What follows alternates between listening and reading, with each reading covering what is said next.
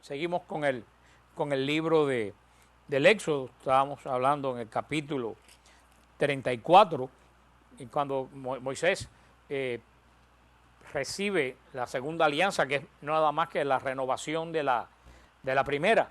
Y vemos cómo en su misericordia Dios reiteró a Moisés la promesa de sus padres de poseer a Canaán. Porque esa pregunta me lo hacían también en el WTN, que por qué el Señor no le dio una tierra vacía a Moisés y tuvo que expulsar a Canaán. Y yo le expliqué eso, creo que se lo dije la semana pasada, pero para empatar el tema, recuerda que le dije que el Señor, yo siempre le decía a esa persona que nunca partas de la base pensando que el Señor hizo algo equivocado y que tú tienes un mejor plan que Él.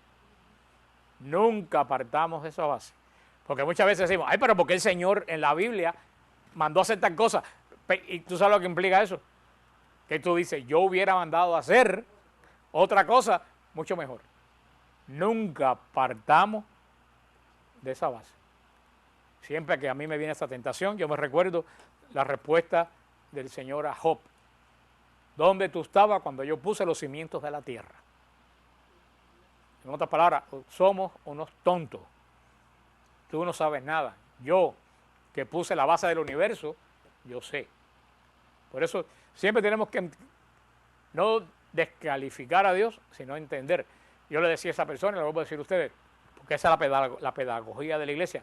Recuérdense que estamos hablando de un libro que tiene más de 3000 años. Y es palabra de Dios. Pero el Señor revela su palabra de la forma que la persona la pueda recibir. Mucha gente se confunde y dice, no, porque yo leo la revelación de la Virgen de Fátima a Sor Lucía y suenan muy infantiles, que si tan niña estuvo en el purgatorio hasta la fin del mundo. Yo le digo, tú tienes que entender que la Virgen le habla a Lucía como una madre le habla a una niña de 9 años. Si de buena primera Lucía con 9 años aparece hablando como una teóloga, eso hubiera sido un engendro. La Virgen y Dios habla de acuerdo. A mí nunca se me olvida esta mujer que yo admiro tanto, que es de la tierra de mi tica, doña Jacinta de Valdés, de quien yo recibí del Señor los dones del Espíritu Santo que poseo, los recibí a través de ella. Siempre me decía Jacinta que está en el cielo, que cumpla todas sus promesas. Y ella me decía que cuando el Señor la llamó a predicar, ella tenía 78, 79 años. Y ella le dijo, pero Señor, ¿a quién yo lo voy a predicar? Yo soy una vieja tonta. Y dice que el Señor le dijo, predícala a las viejas tontas. El Señor manda a hablar con el mensaje propio de cada uno. Y eso es un mensaje muy profundo. Él no le dijo a doña Jacinta, sé una teóloga, o sé, no, ve a las que son como tú y en el lenguaje tuyo, háblale. Y eso es lo que el Señor hace a través de los tiempos. El Señor Israel hace 3000 años no le puede hablar como nos habla Benedicto XVI a nosotros, porque Israel no hubiera entendido cuál era el mensaje que Dios quiera. Por eso, siempre que leemos la Biblia tenemos, y eso lo he dicho millones de veces, tenemos que poner nuestra mentalidad no en el siglo XXI, en la época que se escribe. Y entender, y eso lo ha dicho el Papa muchas veces, que la Biblia es historia, por supuesto que es historia. Hay parte que es poema, hay parte que pero es intrínsecamente historia. Pero tú no puedes leer la Biblia como se lee la historia hoy. Tú no puedes leer la Biblia como se lee la historia de la Segunda Guerra Mundial, con el juicio histórico de hoy. Estamos hablando de una historia que tiene 3000 años y es ante nada más que historia, es revelación. Tú tienes que venir a ver qué el Señor le está transmitiendo a su pueblo. Cosas que a nosotros nos parecen duras en la Biblia, en ese momento era lo normal. Como de aquí a 2000 años habrán cosas de nosotros que hoy nos parecen normal, que a esa gente de aquí a 1000 años le parecerá que son crueles y duras. Y por eso tenemos que entender, porque y el Señor, lo dijimos, cuando, y lo dice el libro de Génesis, cuando se acaba el diluvio. ¿Qué cosa fue el diluvio? La destrucción de la descendencia de Adán y Eva que eligió el pecado. La extinción de la rama de Caín. Y acabado el diluvio, cuando el clamor de la maldad de Dios llegó al mundo, que Dios terminó con una raza a la cual le había dado también miles de años para su conversión, acabado el diluvio, ¿qué es lo primero que hace un hijo del hombre que Dios escogió para mantener el pacto? Burlarse de su padre. Y ahí Dios le dice, por burlarte de tu padre, tú y tu descendencia perdieron la tierra. Fíjate que la tierra es la herencia de Dios, perdiste el pacto de Dios. Y Canaán son los descendientes de Can, el hijo de Noé. Ellos habían perdido la tierra. Por eso Dios le da la tierra de este descendiente de Noé, que se salvó de la destrucción de los que... Y ahí vemos que este Can, siendo descendiente de Set, el hijo de Adán y Eva, que lo sirvió, espiritualmente seguía siendo hijo de ¿quién? De Caín. Él siendo hijo de los seguidores de la rama buena, siguió siendo, espiritualmente siguió siendo hijo de Caín. Y Dios lo borró del pacto. Y por eso Dios, la tierra de Canaán, que desde el Génesis lo promete, la tierra que pertenecía a Canaán, esa se la va a dar a los que han sido fieles al pacto. Y por eso saca de Canaán. Y vimos así, eso sí me acuerdo que se lo dije, que Dios le dijo, se los lee en el Deuteronomio: cuando entres a la tierra que te voy a dar, no imites las costumbres de esa gente, porque por culpa de esas costumbres están perdiendo la bendición de Dios. Y eso nos lo dice a todos nosotros, los que nos mudamos para Estados Unidos, los que nos cambiamos de trabajo, los que nos cambiamos. No imites las malas costumbres, porque nosotros estamos mandados no a imitar las malas costumbres. Y acuerdo que si hablamos, porque hablé de los tatuajes y de todo eso como ejemplo, de que no estamos para imitar al mundo. Y ahí comenzó, vamos a ver en la historia, cuando veamos la parte histórica de los reyes y todo eso, ahí comenzó la gran tragedia de Israel. Porque Israel se metió siglos diciéndole a Dios: queremos ser como los demás pueblos. Cuando Dios le dijo: tú no eres como los demás pueblos, tú eres mi pueblo.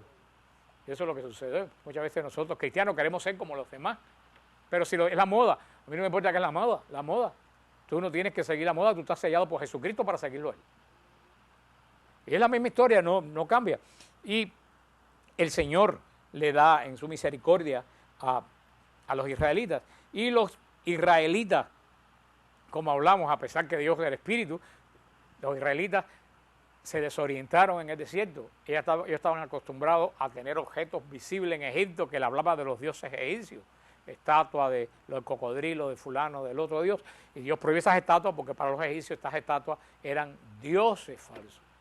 Por eso, lo primero que le va a hacer Dios a salir de la tierra, del Sinaí, donde hace el pacto, lo primero que le va a dar a Dios es un objeto que sea el centro de atención visual de Israel. ¿Qué objeto era ese? El Arca de la Alianza.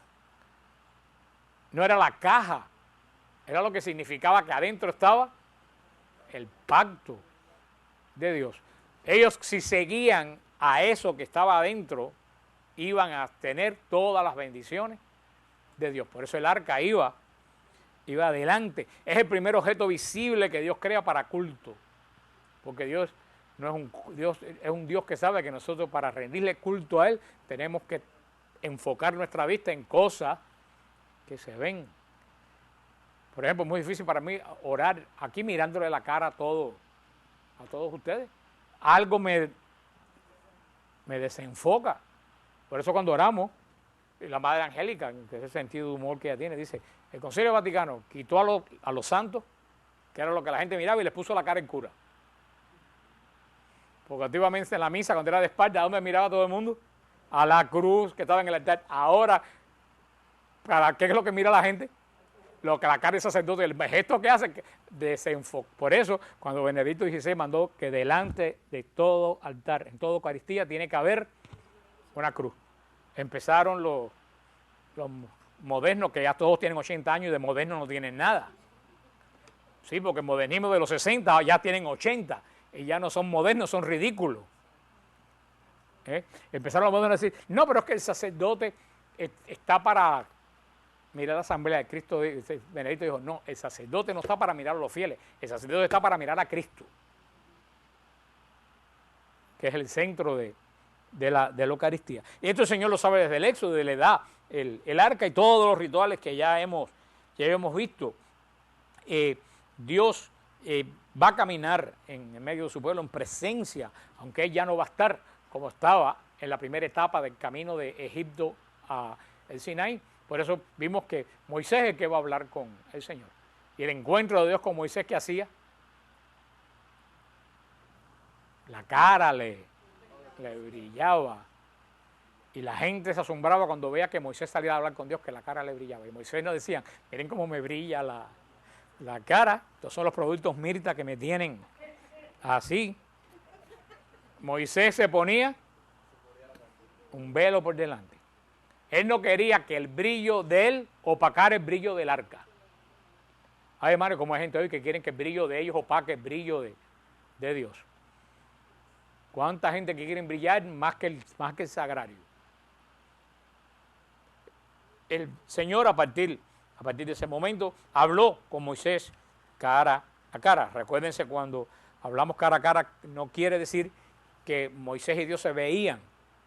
Quiere decir que tenían un encuentro personal y que hablaban como amigos. Porque acuérdate que porque dice las contradicciones de la Biblia. Después dice, nadie puede ver a Dios y seguir vivo. Cuando dice que Dios hablaba con Moisés cara a cara, tenemos que entender que usaba esta fraseología que Dios y Moisés tenían la comunión espiritual y la relación personal uno con otro que el resto de Israel había perdido. Ahora, si ustedes y yo tuviéramos esa relación personal con Dios, cuando saliéramos delante de la presencia de Dios, nosotros tuviéramos que brillar. La gente tuviera que decir, y hay gente que brilla.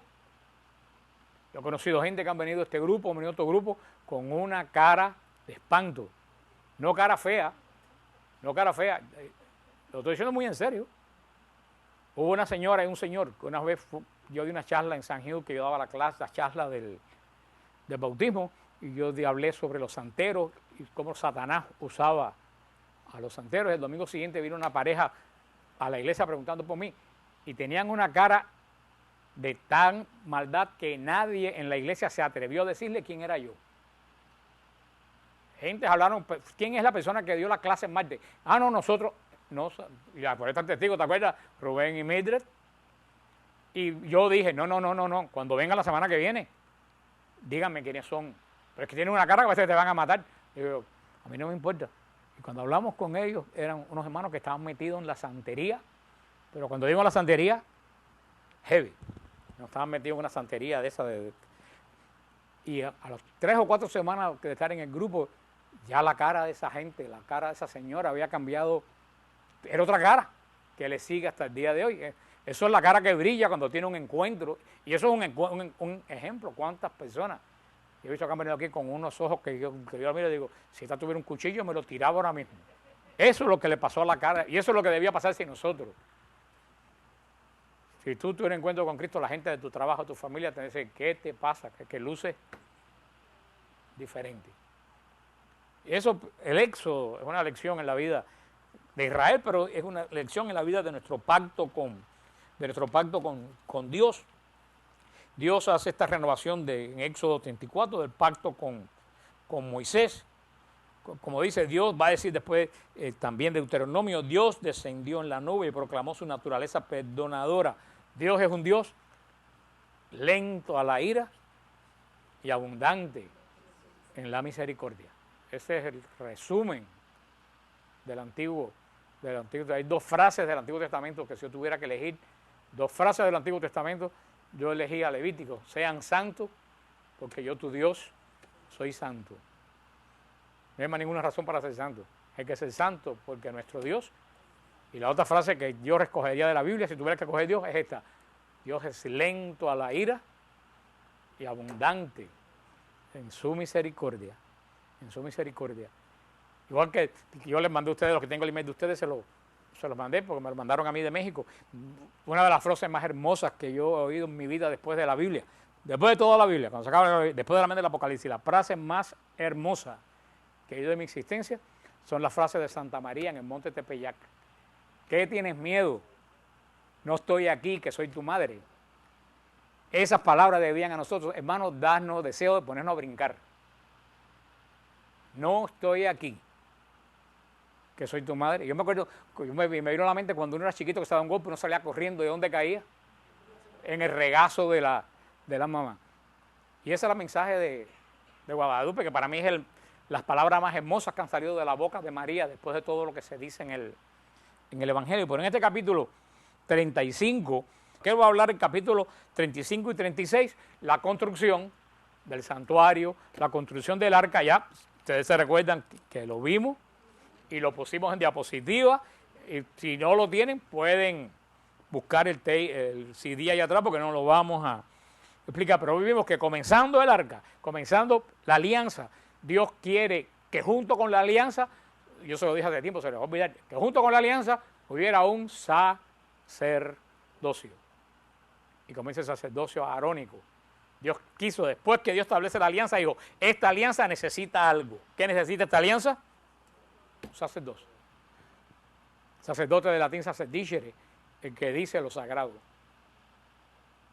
Pero también sacerdote el que ofrece sacrificio.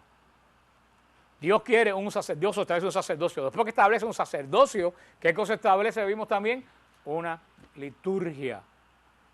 Dios quiere que esta alianza que establece con nosotros sea presidida por un hombre especial que tenga un encuentro con él y que se haga una serie de trabajos. Y lo voy a repetir. ¿Para quién era el trabajo de Israel antes? Para el faraón. Ahora, ¿para quién es el trabajo? Para el Señor. Liturgia, trabajo para Dios. Cada uno tenemos que ver para quién era mi trabajo antes y para quién yo trabajo ahora. No estoy hablando de trabajo material, estoy hablando de lo que construyo en mi vida. A veces que hay gente que se convierte, le digo, así que antes te pasaba hasta las 4 de la mañana en una discoteca y no te cansaba. Y ahora te da pereza ir al Santísimo a la 1 de la mañana. Liturgia. Dios no le puedes dar menos a Dios de lo que tú le dabas antes al otro Dios que tú adorabas. Y muchas veces el demonio nos coge con esa mentira. Ay, pero estoy cansado. Sí, y cuando te metías de rumba hasta las 5 de la mañana y ahora te cansas para adorar. Ay, yo no voy a tal lugar porque hay que buscar parqueo, no voy a tal actividad, retiro porque hay que buscar el parqueo. Y cuando te ibas al concierto de yo no sé quién y yo no sé cuánto y te metías en un tráfico de parqueo y buscabas parqueo en el fin del mundo con tal de ir al concierto ese. Liturgia, el trabajo que tú le hacías a Faraón, tú no le puedes dar menos trabajo al Señor del que tú hacías para Faraón anteriormente. Así el Señor manda a construir, hace su alianza y manda a construir, y manda a tener un sacerdocio. Y después edifica una morada donde ¿qué se guarda en el medio de la morada? La alianza, la prueba de que Él tiene un pacto con nosotros. O sea que vemos los protestantes que andan por inventando tantas cosas. Dios establece liturgia, sacerdocio y signos visibles desde el mismísimo comienzo de la alianza. Y vemos cómo el Señor da todos los datos. Vimos cómo todo el Señor pide que hagan una colecta. ¿Y qué dice que den? Oro puro, lo mejor. ¿Por qué? Porque bastante que se quitaron el oro para fundir un becerro. Pero volvemos, el hombre no ha cambiado. Para el becerro cedimos todo el oro. Pero ahora, para Dios, voy a ver qué tengo, porque tengo que esto y tengo que pagar aquello y tengo que. Tú en estas Navidades no puedes darle menos a Dios que lo que te gastas en la tienda. Lo que serías un hipócrita. Por eso sale por ahí, busquen todos esos cajones que hay en la iglesia, los niños que no tienen juguete, y compra juguetes a esos niños y déjaselo, pero no un juguete de $10. Compra un juguete del mismo valor que le compraste a tus nietos o a tus hijos, porque si no eres un hipócrita. Sigues trabajando para el faraón. Y estamos hablando de cosas materiales, no espirituales. Si vamos a espiritual, eso es para retiro el fin de semana. Y vemos que en el medio de este santuario aparece el gran signo del disgusto de Dios. ¿Cuál es el signo del disgusto de Dios? El velo. Ya el hombre no tiene acceso al pacto de Dios, al arca, porque Dios se disgustó con su pueblo. ¿Y qué separa el pacto de Dios del resto de Israel? El famoso velo que Dios manda a poner. Ya Dios no habla. ¿Quién va a hablar entre Dios y los hombres? El sacerdocio que Dios instruye. Dios, el sacerdote, los sumos sacerdotes de Israel van a ministrar delante de Dios y ellos después van a salir detrás del velo, el arca, el velo separa el arca, el pacto de Dios, no la caja, el pacto de Dios de Israel. Por eso vemos que cuando Jesús muere en la cruz, que ya se acaba el disgusto de Dios, ¿qué es lo primero que se rasga? El velo. Ya no hace falta sacerdotes para ir delante de Dios, porque Cristo es nuestro sacerdote. Eso no tiene nada que ver con el ministerio sacerdotal de la iglesia, no tiene absolutamente nada que ver. El ministerio sacerdotal de la iglesia ministra los sacramentos y son sellados de Cristo, pero ya nosotros, aunque yo esté en, qué sé yo, en el medio de un lugar donde no hay un sacerdote, yo puedo ir a Cristo y orarle al Señor. Antiguamente Israel no podía orar ni adorar en ningún lado, si no era delante del arca y con el sumo sacerdote. Eso es lo que dice Cristo. Ya llegará el tiempo que no se va a adorar ni en Jerusalén ni aquí, sino se va a adorar en espíritu y en verdad. Antiguamente, lo vamos a ver, para que un judío pudiera rezar, había que congregar de 10 a 12 personas. Si un judío no puede congregar de 10 a 12 personas, no puede formar oración, no puede orar. Por eso Cristo lo digo, cuando 2 o 3 se reúnan en mi nombre. O sea, ya no hay que buscar números, contar que se reúnan, y 2 o 3 no es contar 1, 2 y 3. Cristo cuando dice 2 o 3 es como cuando dijo que hablaba con Moisés cara a cara. Dice, ya no tienen que buscar el quórum, tenemos 10 por orar. Ya se reúnen cualquiera a orar y ya están en oración como iglesia, como congregación. Y de ahí seguimos viendo, sigue hablando el capítulo 37, que ya lo vimos, del óleo, cómo el Señor mandó a hacer el óleo de la unción, cómo se construye la pila de bronces. En el 37, capítulo 37, vimos cómo manda a hacer la vestidura del sumo sacerdote. Lo vimos hasta visualmente cómo el Señor quiere no un sacerdocio que ande vestido igual que los demás. Quiere un sacerdocio que desde que la gente lo vea diga, ahí va uno que es el que sirve en la adoración de la alianza nueva. Y por eso quiere que sus sacerdotes, y dice que mis sacerdotes se vistan de oro, de piedras preciosas. ¿Por qué? Porque el sacerdote va a ministrar no lo lindo que luce, sino la gloria de Dios que sirve. Vimos cómo toda la ropa del Antiguo Testamento de los sacerdocios era muy parecida a la ropa de los obispos que se ponen hoy. Vimos, cuando vengan con esa tontería de que si el obispo, la ropa del obispo viene de Babilonia, que si la mitra es el dios de yo no sé qué, que es un pescado, porque para imaginación fecunda, para lo absurdo, busca a las pentecostales. Porque ahí hay veces que digo, si no fuera tan trágico, es para reírse. Que el Papa tenga la cabeza un pez virá al revés. El que quiera ver, que lo busque aquí en el capítulo 38, 39 y 40, cómo el Señor diseña la ropa de los que le ministran, tal como le ministra ante ahora. Ya en la próxima semana vamos a terminar el último capítulo del Éxodo, que es el 40, que es la consagración. Porque vamos a ver que Dios no solo manda a hacer las cosas, después lo manda a consagrar tal como lo hacemos hoy. Tal como ustedes vieron que el Papa consagró la iglesia de la Sagrada Familia en Barcelona. Vemos cómo Dios no solo hace las cosas, sino que después manda un rito para declarar que eso que está hecho por manos de hombre pertenece a Dios. Por ejemplo, la primera sorpresa que yo me llevé una vez fue cuando yo estaba en Israel al principio, que le pedí a un monje ortodoxo que me bendijera un ícono. Y él se sorprendió. Y él me dijo, los íconos no se bendicen, porque los íconos están hechos para bendecir. Y después yo me di cuenta que cuando los monjes ortodoxos y los católicos que hacen íconos, no para venderlo como lucro, sino que son gente que el Señor le ha dado ese don, como ellos cuando pintan, ellos pintan orando. Ellos pintan el ícono orando, y por eso el ícono está hecho ¿en qué? En oración. No hay que bendecirlo, ya está. Bendito, como le conté a ustedes con el muchacho que nos pintó el icono de Sor María de Jesús crucificado. Yo le di una estampita de Sor María de Jesús crucificado. Me dijo, no me dé la estampita, dame su vida. Yo primero quiero saber quién fue ella, qué hizo ella. Y él pintó el icono orando. Por eso el obispo no nos bendijo el icono. El arzobispo ungió el icono, que es algo totalmente diferente. Usualmente los íconos no se ungen, pero tuvimos la bendición que el arzobispo que estaba aquí ungió con el crisma, con el aceite de la unción, ungió el ícono. Por eso se hace, porque hoy en día tenemos que bendecir las imágenes y todo eso, porque la hacen en la China en serie. Y que tú sabes la intención de la persona que hizo, es un pagano. Y por eso hay que bendecirlo, para hacerlo, y por eso se bendicen. Ahora, después que un objeto está bendito, ni se puede vender un objeto bendito, ni se puede botar. Porque ya eso ya ha pasado a tener una relación directa con el poder visible de Dios. Por eso las cosas santas, cuando se rompen, se queman o se entierran. Tal como hacía Israel con los vasos del templo. Cuando los vasos del templo no servían, los enterraban, pero no lo echaban al tanque de la basura. Hoy en día, desafortunadamente, muchos artículos religiosos lo hacen gente pagana y tú no sabes con qué intención lo están haciendo. Y por eso la iglesia los bendice. Vamos a ver la consagración en el próximo clase.